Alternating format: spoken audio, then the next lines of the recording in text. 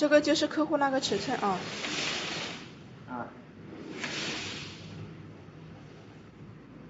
杜总，你这个料的话，因为没折边比较大，师傅直接从下面塞了。正常的话，这个外面这个模板是可以压下来，然后你到时候烫好边，直接从这里面放进去就可以了。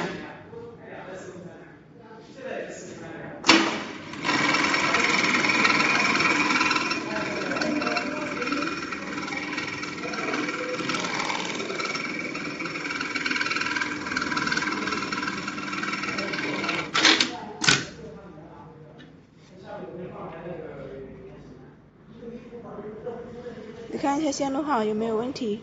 可以的话，今天就可以发货了。打一下油好一点。你这个线你到时候可以泡点油，线机会更好。